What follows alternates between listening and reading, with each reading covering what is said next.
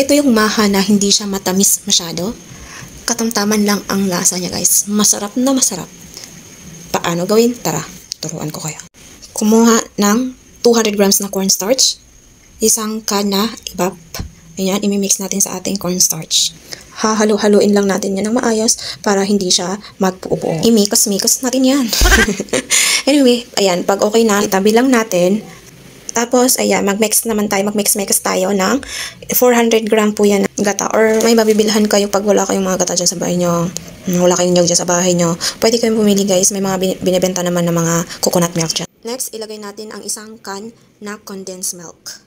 Okay, imimix lang natin siya. Imimix natin siya.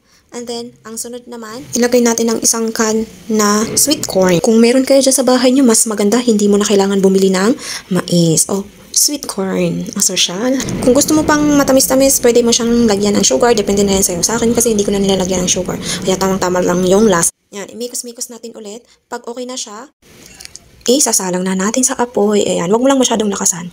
Okay? Mikos-mikos mo lang yan siya ng maayos. Pag okay na, ayan. Ang paggawa pala ng maha, guys, matrabaho talaga kasi kailangan mo talaga siyang imikos-mikos ng maayos. Ngayon, nakita natin, kumukulo na siya, guys. Ito na yung time, ilagay natin yung tinabi natin kanina. Halo-haloin lang natin yan.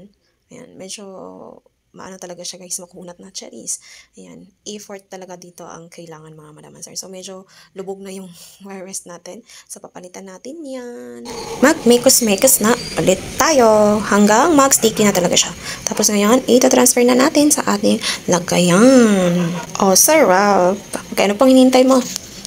Ganyan lang kabilis gawin, guys. Tapos pagkatapos pala nito, lagyan natin ng cheese toppings niya. Lagyan natin ng toppings.